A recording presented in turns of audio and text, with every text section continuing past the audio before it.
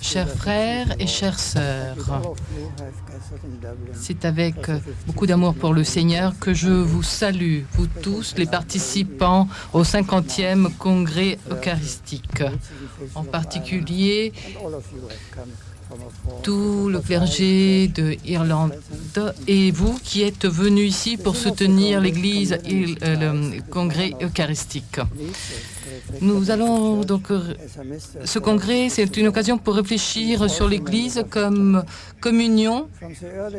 Dès le départ, le concept de koinonia était au cœur de l'Église telle qu'elle se comprend elle-même et sa relation avec Jésus et les sacrements qu'elle célèbre, surtout l'Eucharistie. À travers le baptême, nous sommes intégrés à la mort du Christ et nous renaissons dans la grande famille des frères et des sœurs de Jésus-Christ. Par la confirmation, nous recevons le sceau du Saint-Esprit et en partageant l'Eucharistie, nous entrons en communion avec le Christ et les uns avec les autres d'une manière visible ici sur la terre. Et nous recevons la promesse d'une vie éternelle. Dans cette Église et dans le monde entier, l'année de la foi se prépare pour fêter le 50e anniversaire du Concile Vatican II, qui a lancé le plus grand renouveau du rite romain qu'on ait jamais connu. En appréciant les sources de la liturgie, le Concile a permis une participation pleine des fidèles au sacrifice eucharistique. Après des années, les pères conciliaires ont exprimé le souhait de renouveler le rite eucharistique au sein de l'Église.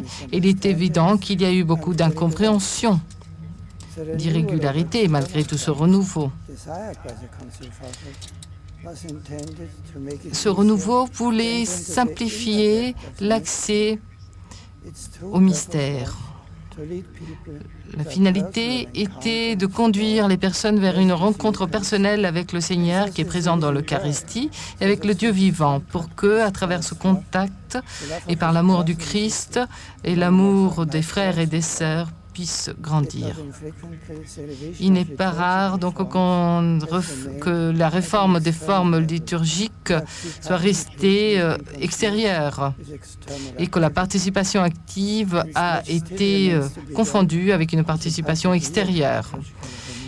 Il reste donc beaucoup de chemin à faire pour un véritable renouveau. Dans un monde qui est en mutation changeante et qui est de plus en plus obsédé par le matériel, nous devons apprendre à reconnaître la présence du Seigneur ressuscité, qui seul peut donner une ampleur et une profondeur à notre vie.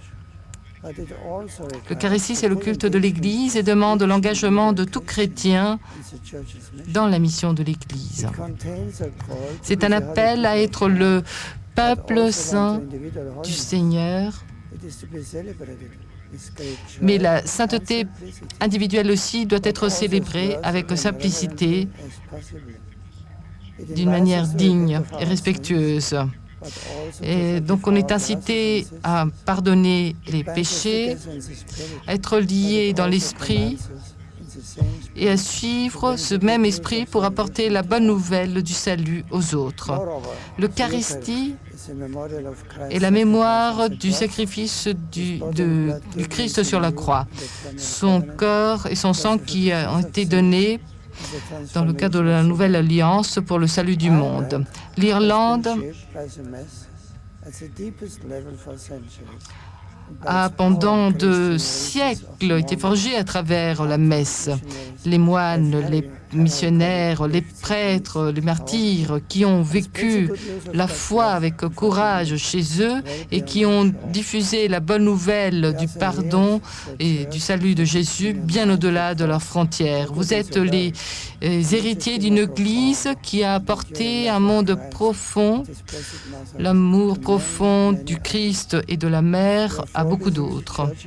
Ceux qui sont nés dans l'Église d'Irlande savaient comment lutter pour la sainteté et pour avoir de la persévérance dans leur propre vie, et comment prêcher la joie qui vient de l'Évangile, et comment promouvoir l'appartenance à l'Église universelle en communion avec le siège de Pierre, et comment transmettre l'amour pour la foi et pour la vertu chrétienne aux générations suivantes. Par la présence radicale de Dieu et la beauté de la création qui nous entoure, purifiée par le repentir personnel et la conscience du pardon de Dieu, c'est donc un héritage qui est nourri quand il est placé sur l'autel du Seigneur par le sacrifice de la messe. La gratitude et la joie représentent donc, marquent l'histoire de l'Église.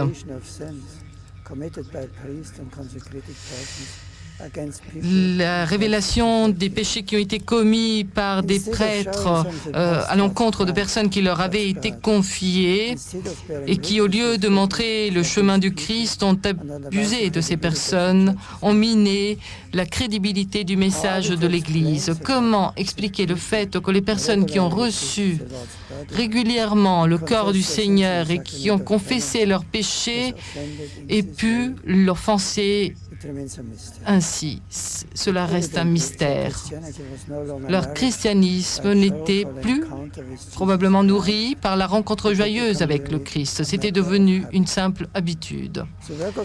L'œuvre du Concile a consisté à justement vaincre cette forme d'égoïsme et à découvrir la foi comme étant une amitié profonde avec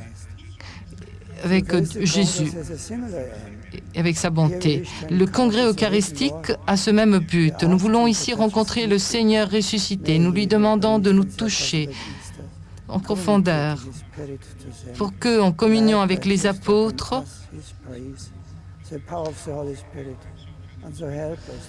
nous puissions recevoir le Saint-Esprit et devenir des vrais témoins de son amour et de la vérité. Sa vérité est amour. L'amour du Christ est vérité. Chers frères et chères sœurs, je prie afin que le congrès soit pour chacun d'entre nous une expérience fructueuse spirituellement et d'union avec le Christ et avec son Église. Et en même temps, je voudrais vous inviter à vous unir à moi pour le prochain congrès eucharistique international qui aura lieu en 2016 dans la ville de Cebu. Au peuple des Philippines, je fais mes salutations et je les assure de ma prière pour cette période de préparation pour cette grande réunion ecclésiale. Je suis sûre que cela va nous conduire vers un renouveau spirituel, non seulement pour eux, mais pour tous les participants venant du monde entier. Entre-temps, je recommande à tous ceux qui participent à ce congrès, à la Sainte Vierge et à Saint Patrice, le patron d'Irlande. Et je vous donne ma bénédiction apostolique.